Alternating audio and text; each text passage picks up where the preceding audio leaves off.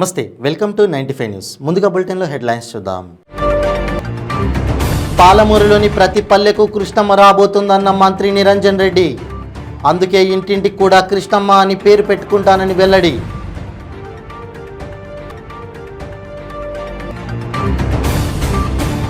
తెలంగాణ రాష్ట్ర సచివాలయంలో మంత్రి మహేందర్ రెడ్డి సమీక్షా సమావేశం.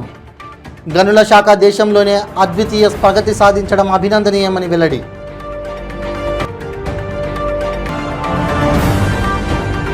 ఎమ్మెల్సీ కల్వకుంట్ల కవితపై రాజ్యసభ సభ్యుడు ఆర్ కృష్ణయ్య ప్రశంసలు. బీసీ మహిళలకు న్యాయమైన వాటా దక్కేలా ప్రయత్నించాలని పిలుపు.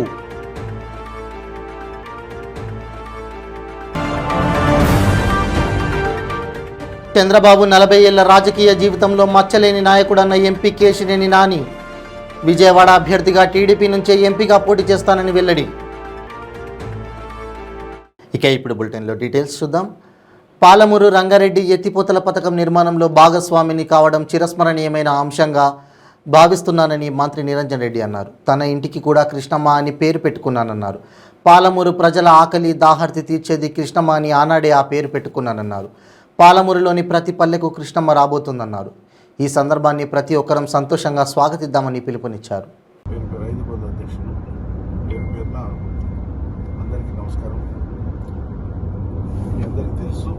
గౌరవ ముఖ్యమంత్రి గారి నేతృత్వంలో జరిగినటువంటి కీలకమైనటువంటి సమావేశం, ఉమ్మడి పాలమూరు జిల్లా ప్రజాప్రతినిధులు మంత్రుల సమావేశం, ఒక దిశానిర్దేశం చేయడం జరిగింది. ముఖ్యమంత్రి గారు దశాబ్దాల కళ కృష్ణమ్మ నీళ్లను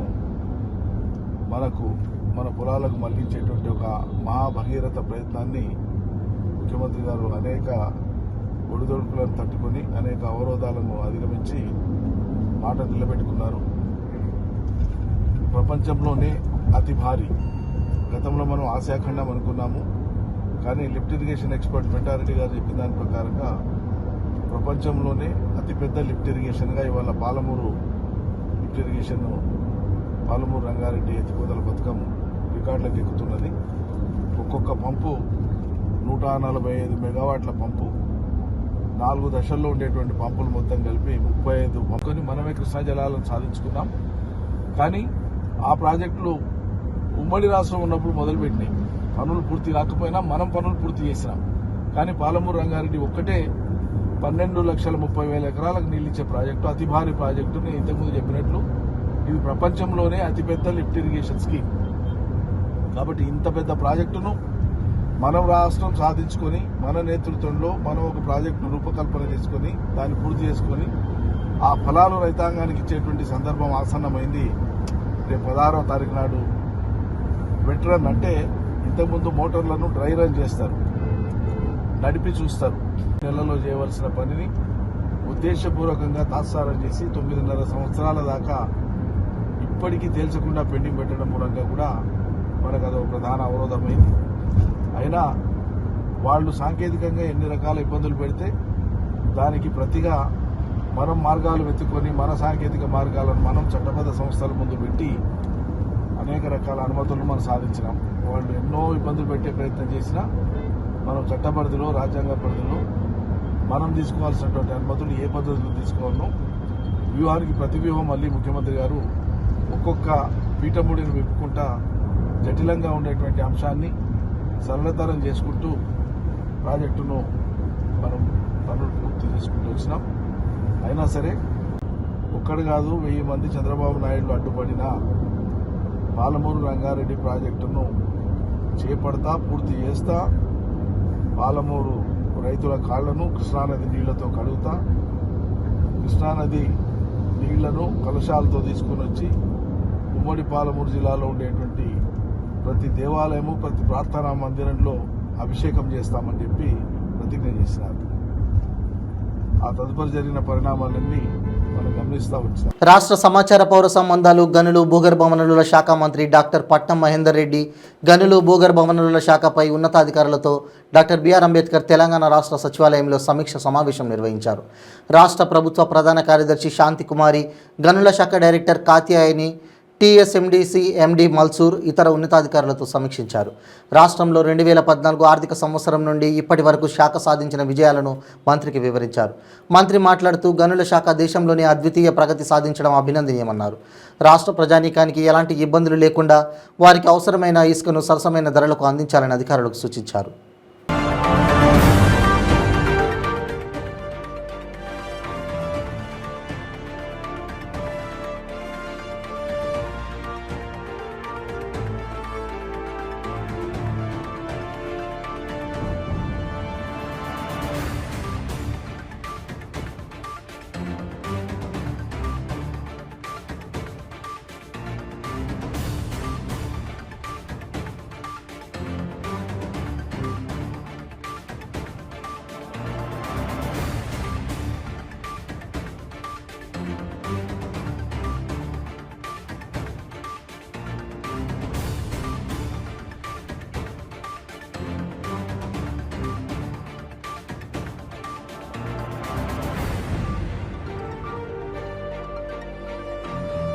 మహిళా రిజర్వేషన్ బిల్లుపై కేంద్రంలో కదలిక రావడానికి ఎమ్మెల్సీ కల్వకుంట్ల కవిత ప్రధాన కారణమని బీసీ సంక్షేమ సంఘం జాతీయ అధ్యక్షుడు రాజ్యసభ సభ్యుడు ఆర్ కృష్ణయ్య ప్రశంసించారు. ఆమె వల్లే దేశంలోని రాజకీయ పార్టీలు ఆ బిల్లుపై పట్టుబడుతున్నాయని చెప్పారు. మహిళా బిల్లుపై ఎమ్మెల్సీ కవిత చేస్తున్న పోరాటానికి సంఘీభావం ప్రకటిస్తూనే ఆమెను అభినందిస్తున్నామని కృష్ణయ్య తెలిపారు. మహిళా బిల్లుపై కవిత ఉద్యమించడం, అన్ని రాజకీయ పార్టీలకు లేఖలు రాయడంతో పాటు దేశవ్యాప్తంగా మహిళల రక్షణ హక్కుల కోసం జరుగుతున్న పోరాటాల తోడ్పాటును అందించాయని పేర్కొన్నారు. మహిళా బిల్లును స్వాగతిస్తున్నామని స్పష్టం చేశారు. ఈ బిల్లులో బీసీ మహిళలకు న్యాయమైన వాటా దక్కేలా ఎమ్మెల్సీ కవిత బీఆర్ఎస్ పార్టీ అవసరమైన కార్యాచరణ చేపట్టాలని కోరారు. మహిళా బిల్లుకు మేము వ్యతిరేకం కాదు. మహిళా బిల్లు కోసం అందరు కొట్లాడుతున్నారు, కవితమ్మ కూడా కొట్లాడుతుంది. మేము అందరం కవితమ్మకు కూడా నేను విజ్ఞప్తి చేస్తున్నా, మహిళా బిల్లులో బీసీ మహిళలకు కూడా కోటా పెట్టాలని ఆమె డిమాండ్ చేయాలి. ఎందుకంటే మీరు కొత్తగా తెర మీద తీసుకొచ్చారు. మీ యొక్క ఫోర్స్ వల్ల కొంత కేంద్ర ప్రభుత్వంలో కదలిక వచ్చింది, పార్టీలలో కదలిక వచ్చింది.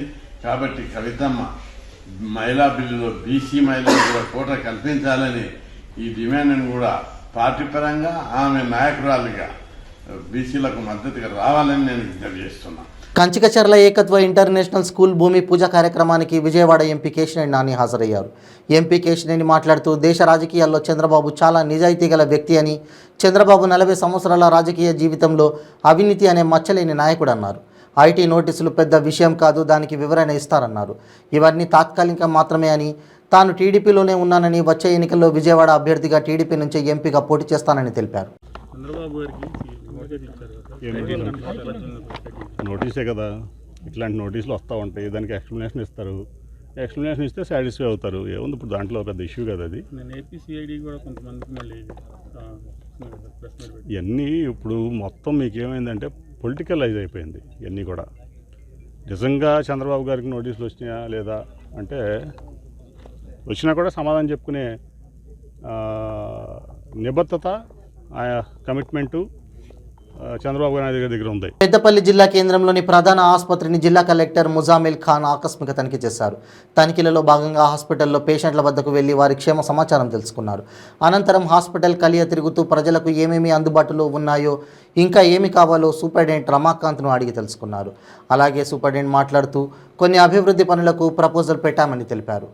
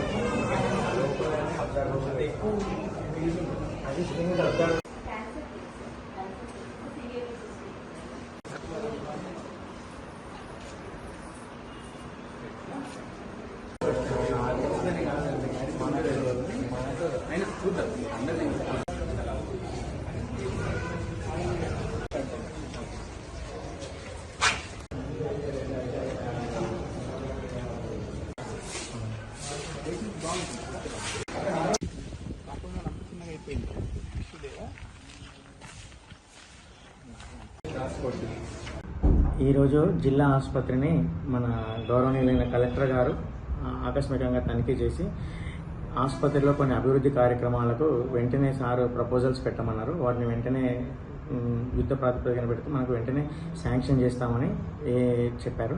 దాంట్లో భాగంగా ముందుగా మనకు ఈ పరిసరాల పరిశుభ్రత దాని ప్రకారంగా ఆ కాంపౌండ్ వాళ్ళు ఎత్తు పెంచడానికి అటువైపు దానికి ప్రపోజల్, అలానే ఆర్ఓ వాటర్ పేషెంట్ల గురించి టోటల్గా ఆర్ఓ వాటర్ సిస్టమ్ పేషెంట్ల గురించి దానికి ఒక ప్రపోజల్, అలానే ఇక్కడ రద్దీగా ఉంది, రిజిస్ట్రేషన్ దగ్గర రద్దీగా ఉంది కాబట్టి దానికి ఒక టోకెన్ సిస్టమ్ చేసి ఆ టోకెన్ ఎలా వస్తుంది అన్నది అక్కడ డిస్ప్లే అవుతే పేషెంట్ వాళ్ళు అక్కడ కూర్చోడానికి ఇబ్బంది పడకుండా ఉంటారని ఆ విధంగా సార్ కొన్ని సూచనలు వాటికి కావాల్సిన అన్ని ప్రతిపాదనలు పంపివ్వమన్నారు.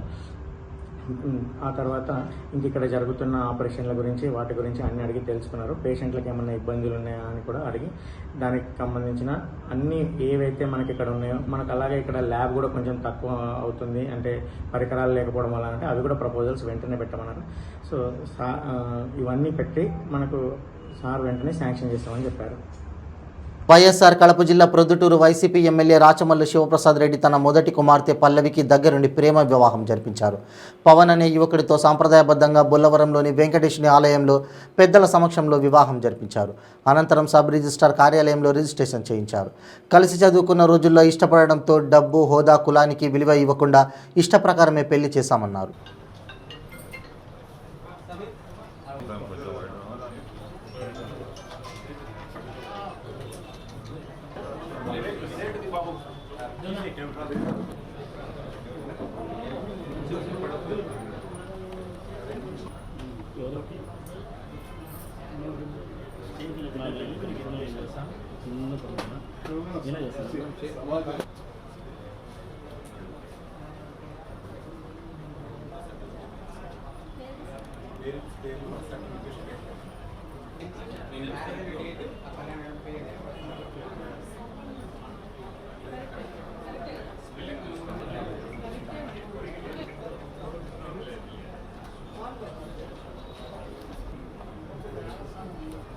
కొంచెం నువ్వు చేయబెట్టదు ప్లాన్ చేయాలి.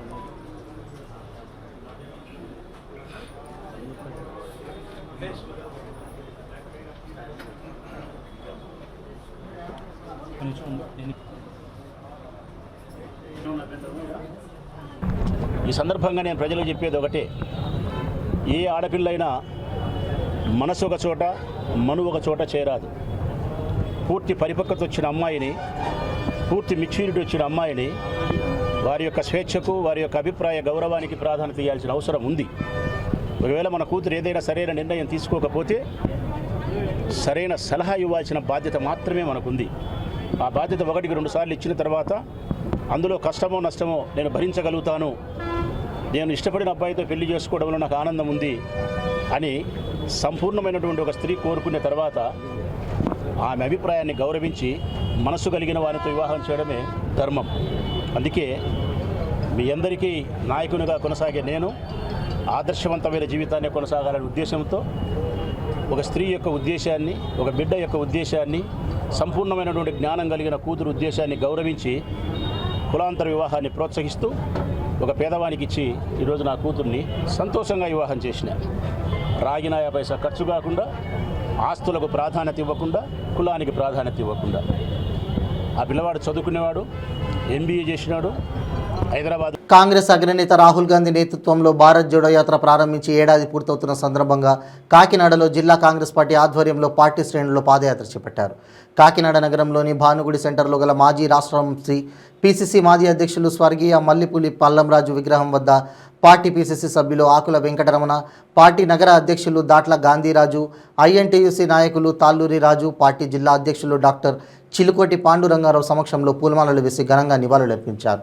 ఈ సందర్భంగా పార్టీ జిల్లా అధ్యక్షులు డాక్టర్ చిలుకోటి పాండురంగారావు మాట్లాడుతూ రాష్ట్ర కాంగ్రెస్ పార్టీ అధ్యక్షులు గిడుగు రుద్రరాజు ఇచ్చిన పిలుపు మేరకు భారత్ జోడో యాత్ర తొలి వార్షికోత్సవం సందర్భంగా జిల్లా కాంగ్రెస్ పార్టీ ఆధ్వర్యంలో భారత్ జోడో పాదయాత్రను నిర్వహిస్తున్నట్లు తెలిపారు. రాహుల్ గాంధీని దేశ ప్రధానమంత్రిని చేసేందుకు కాంగ్రెస్ పార్టీ శ్రేణులు అహర్నిశలు కృషి చేసి కేంద్రంలో మోడీని గద్దెదించి కాంగ్రెస్ పార్టీ గెలుపుకు కృషి చేయడం జరుగుతుందన్నారు.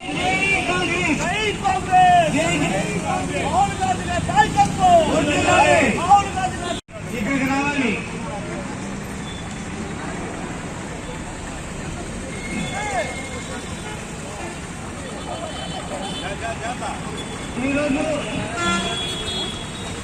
రాహుల్ గాంధీ గారు ఈ దేశ సమగ్రత కోసం ఈ విధంగా దేశ ప్రజల కోసంగా దేశంలో నిరుద్యోగం తాండవిస్తున్నందు కోసంగా ఆకలి చావులు లేకుండా ఉండాలనే ఆలోచన విధానాలతో ఈ జోడో యాత్ర తెలియజేసుకుంటున్నాం.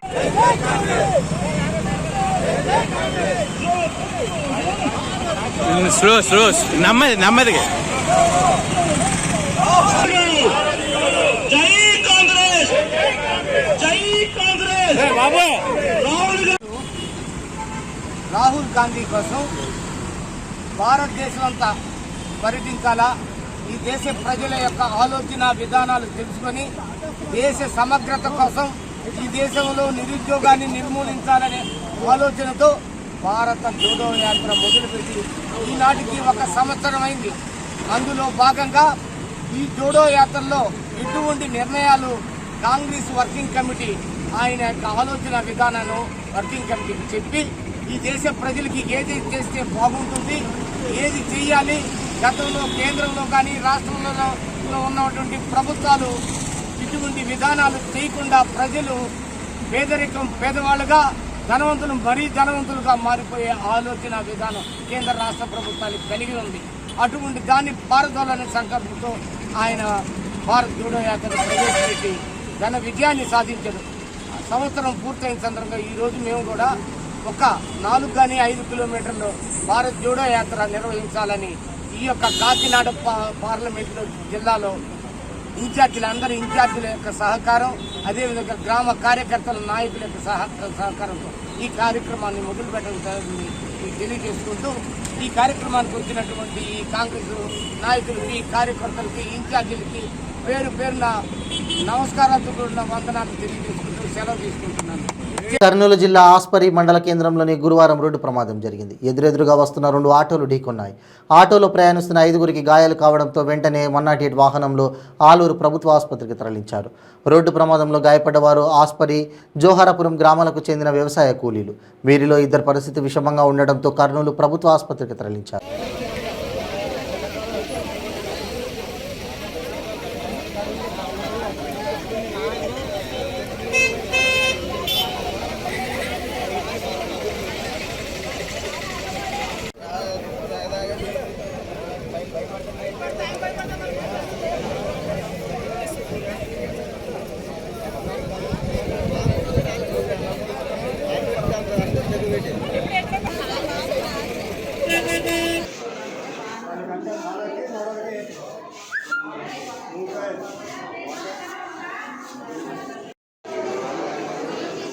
మచిలీపట్నం తన ఛాంబర్లో విలేకరుల సమావేశంలో జిల్లా కలెక్టర్ రాజబాబు పాల్గొన్నారు.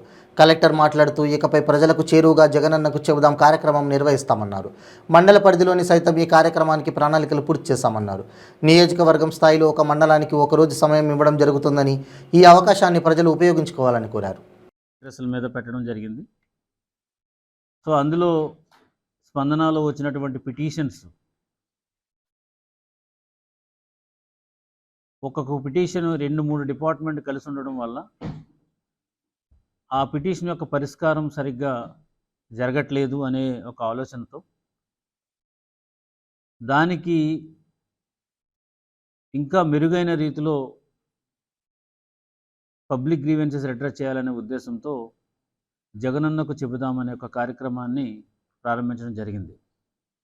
దీంట్లో ఏంటంటే పిటిషన్ ఇన్ రైటింగ్లో కానీ లేదంటే 1902 కానీ కాల్ చేసి ఏ పౌరుడైనా సరే తన సమస్యని చెప్పుకుంటే ఆ సమస్యకు ఇమ్మీడియట్గా పరిష్కారం దిశగా ఆఫీసర్స్ అందరూ వర్క్ చేయడం జరుగుతుంది. ఈ జగనన్నకు చెబుదామనే కార్యక్రమంలో మరొక స్పెషాలిటీ ఏంటంటే, ఒక సమస్య ఏదైనా ఉండి అది 2-3 డిపార్ట్మెంట్లు కలిసి ఉంటాయి. ఫర్ ఎగ్జాంపుల్, ఒక ఎంక్రోచ్మెంట్ జరిగింది, ఆ ఎంక్రోచ్మెంట్ అది రెవెన్యూ సైడ్ ఉంటుంది, తర్వాత అక్కడ ఉన్నటువంటి పంచాయతీరాజ్ది ఉంది, తర్వాత పోలీసుది ఉంది. సో స్పందనలో అది పంచాయతీరాజ్ అయితే వాళ్ళ వరకే రిటైర్ చేసేవారు, ఇది రెవెన్యూదని వాళ్ళకి చెప్పడం జరిగేది. ఈ జేకేసీలో ఏంటంటే ఈ 3 డిపార్ట్మెంట్ వారు కూడా ఆ పిటిషన్ పరిష్కరించి ఆ పిటిషన్ తీసుకుని ముగ్గురు కూడా ఒకసారి కూర్చొని దాన్ని పరిష్కరించేటువంటి ప్రోగ్రామే ఈ జగనన్నకు చెబుదాం అనే ప్రోగ్రాం. సో దాని ద్వారా మనకి చాలా సమస్యలు పరిష్కారం అవడం కూడా జరిగింది. సో ఈ ప్రోగ్రాం మంచిగా సక్సెస్ అవ్వడంతో పాటు కొన్ని సమస్యలు ఇంకా మిగిలిపోయి ఉన్నాయి కాబట్టి దీన్ని సమస్యని మరీ ఒక డిస్ట్రిక్ట్ కలెక్టరేట్కి తీసుకురావడం అనేది కొంత ఇబ్బంది కూడా ఉంటుందనేది గ్రహించి మండలంలోనే జేకేసీ కండక్ట్ చేయాలనే ఉద్దేశంతో ఇటీవల కాలంలో 4/9/2023న 1775 అనే ఒక జీవోని రిలీజ్ చేసి జేకేసీని అంటే జగనన్నకు చెబుదామనే ఒక కార్యక్రమాన్ని మండల స్థాయిలోనే ప్రతి వారం బుధవారం అండ్ శుక్రవారం కూడా ఒక మండలంలో కండక్ట్ చేయడం జరుగుతుంది. సో ఈ కార్యక్రమం చేసినప్పుడు ఆల్ డిస్ట్రిక్ట్ ఆఫీసర్స్ అందరూ కూడా ఆ మండలంలో ఉంటారు. సో సమస్యలన్నీ కూడా అక్కడికి ఆ మండలంలో ఉన్నటువంటి సిటిజన్స్ అందరూ కూడా ఏ సమస్య ఉన్నప్పటికీ కూడా అక్కడికి తీసుకురావడం, అక్కడ పరిష్కారానికి తగిన చర్యలు తీసుకోవడం అనేది కూడా జరుగుతుంది. ఇందులో మ్యాక్సిమం ఈ కోర్టులో ఉన్న కేసెస్, లీగల్ పర్వ్యూలో ఉన్నటువంటి కేసెస్, న్యాయపరమైనటువంటి అంశాలతో కూడుకున్నటువంటి పిటిషన్స్ ఇవి తప్ప మిగతావన్నిటికీ కూడా ఇమ్మీడియట్గా పరిష్కారం ఇవ్వడం. ఏదైనా ఫైనాన్షియల్ సంబంధించినటువంటి అంశం ఏదైనా అయితే కనుక ఆ అంశాన్ని కూడా ఆ కన్సర్న్ డిపార్ట్మెంట్ దృష్టికి తీసుకెళ్లడం అనేది కూడా జరుగుతుంది. సో దీనికి సంబంధించినటువంటి ప్రత్యేకమైన పోర్టల్ ఏదైతే ఉందో అక్కడికక్కడే వాటిలన్నింటినీ కూడా రికార్డ్ చేసి వాటిని పరిష్కారం చేయడం అనేది జరుగుతుంది. సో దీంతో పాటుగా ఈ ప్రోగ్రామ్ ఎట్లా డిజైన్ చేసామంటే కృష్ణా జిల్లాలో ప్రతి బుధవారం మనకి ముందుగానే ఆ మంత్లో జరిగేటువంటి మండలం తాలూకా ఆ మంత్లో జరిగేటువంటి మీటింగ్స్ ఏ మండలాల్లో జరుగుతున్నాయి అనేది నెల మొదటి రోజునే పత్రికలకు ఇవ్వడం, తద్వారా ప్రజలందరూ కూడా దాన్ని తెలుసుకుని ఆ డేట్స్లో వాళ్ళందరూ కూడా రిప్రజెంటేషన్ ఇవ్వడం జరుగుతుంది.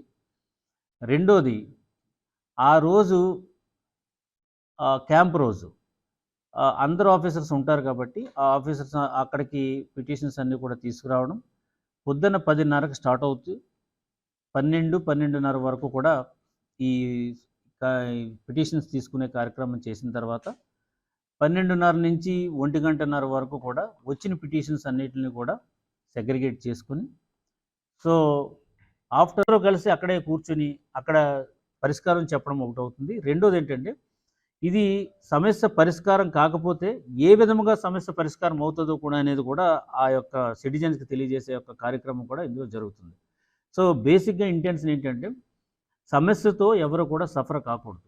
సో ఇంత మిషనరీ ఉంది, ప్రభుత్వం ఇన్ని రకాలైనటువంటి స్కీమ్స్ ఇస్తున్నారు, తర్వాత అందరికీ అందాలనే దాంట్లో స్కీమ్స్ అందరికీ కావాలి, శాచురేషన్ మోడ్లో ఉన్నది. సో ఎవరు కూడా డిస్క్రిమినేషన్ చూపించి తీసేయడం అనేది లేకోకుండా ఉండాలి. అదేవిధంగా ఈ సేవలు అయితే ఏవైతే ఉన్నాయో అది ఉన్నవాళ్ళకి కానీ లేనివాళ్ళకి కానీ తారతమ్యం లేకోకుండా అందరికీ కూడా సమానంగా రిడ్రెస్లు జరగాలి. తర్వాత ఈ పేదవాళ్ళు ఎవరైతే ఉన్నారో వాళ్ళు ఇంతంత దూరం కలెక్టరేట్కి వచ్చి వాళ్ళ సమస్యను చెప్పుకోలేని వాళ్ళకు కూడా అందుబాటులో ఉండాలనే ఒక ఈ 3 ప్రధాన అంశాల మీద ఈ యొక్క మండల లెవెల్లో ఈ జేకేసీని కండక్ట్ చేస్తున్నాం. దయచేసి నా విజ్ఞప్తి ఏంటంటే కృష్ణా జిల్లా ప్రజలందరికీ కూడా మీరు ఏ రోజైతే ఈ మండలాల డేట్స్ మీకు వస్తున్నాయో, ఫర్ ఎగ్జాంపుల్ ఇప్పుడు మనకి ఈ నెలలో వచ్చేటప్పటికి గన్నవరంలో ఉంగుటూరు మండలం బుధవారం అంటే రేపు 13వ తారీఖు, అవనిగడ్డలో 15వ తారీఖు, తర్వాత పామరు మండలంలో 20వ తారీఖు, పెనమలూరులో 22వ తారీఖు, గుడివాడలో 27వ తారీఖు, తర్వాత పెడనలో 29వ తారీఖు, మచిలీపట్నం 4వ తారీఖు. ఇవన్నీ కూడా మీకు ఆల్రెడీ ఇవ్వడం జరుగుతుంది. ఇది ఎలక్ట్రానిక్ మీడియాలో వస్తుంది, పేపర్లో కూడా వస్తుంది. కాబట్టి ఈ డేట్స్లో ఆ మండలంలో ఉన్న వాళ్ళందరూ కూడా, ప్రజలందరూ కూడా ఈ యొక్క వేదికని ఉపయోగించుకోవాలని, అదేవిధంగా ఈ జేకేసీకి ప్రతి సమస్యను తీసుకురావస్తే ఆ సమస్యను పరిష్కార దిశగా ఆఫీసర్స్ అందరూ ఉండి పరిష్కారం చూపిస్తారని ఈ సందర్భంగా తెలియజేస్తున్నారు. దేవాదాయ శాఖ కమిషనర్ ఎస్ సత్యనారాయణ సింహాద్రి అప్పన్నను దర్శించుకున్నారు. ఆయనకు ఆలయ అధికారులు, అర్చకులు ఘన స్వాగతం పలికారు. గర్భగుడిలో ప్రత్యేక పూజలు జరిపారు. కమిషనర్ మాట్లాడుతూ త్వరలో సింహాద్రి అప్పన్న దేవాలయంలో ప్రసాద్ స్కీమ్ పనులు ప్రారంభమవుతాయన్నారు. టూరిజం శాఖ ద్వారా 55 కోట్ల రూపాయల నిధులు మంజూరయ్యాయన్నారు. అప్పన్న దేవాలయ ఆగమ శాస్త్రానికి అనుగుణంగా కట్టడాలను నిర్మిస్తామన్నారు. భక్తుల అవసరాలకు అనుగుణంగా అన్ని సౌకర్యాలను కల్పిస్తామని తెలిపారు.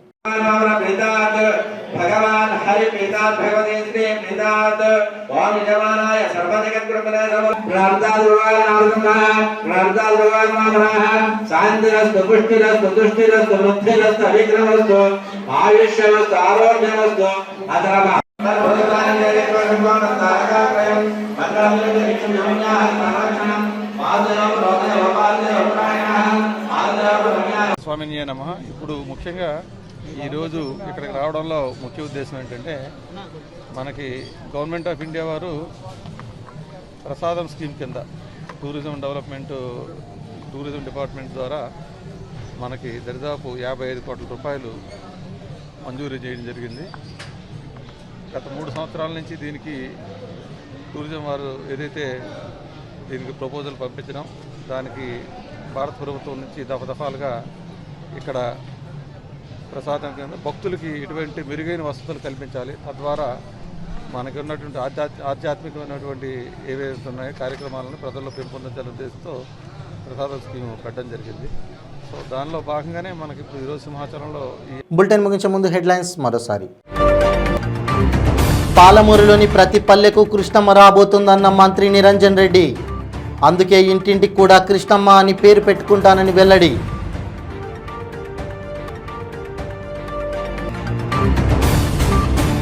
తెలంగాణ రాష్ట్ర సచివాలయంలో మంత్రి మహేందర్ రెడ్డి సమీక్షా సమావేశం. గనుల శాఖ దేశంలోనే అద్వితీయ ప్రగతి సాధించడం అభినందనీయమని వెల్లడి.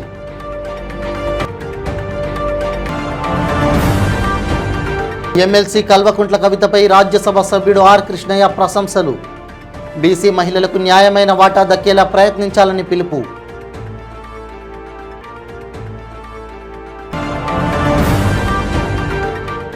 చంద్రబాబు 40 ఏళ్ల రాజకీయ జీవితంలో మచ్చలేని నాయకుడన్న ఎంపీ కేశినేని నాని. విజయవాడ అభ్యర్థిగా టీడీపీ నుంచే ఎంపీగా పోటీ చేస్తానని వెల్లడి. ఇవి బులెటిన్ అప్డేట్స్. మరిన్ని అప్డేట్స్ కోసం చూస్తూనే ఉండండి 95 న్యూస్. ప్రతి క్షణం ప్రజాక్షేమం కోసం. నమస్తే.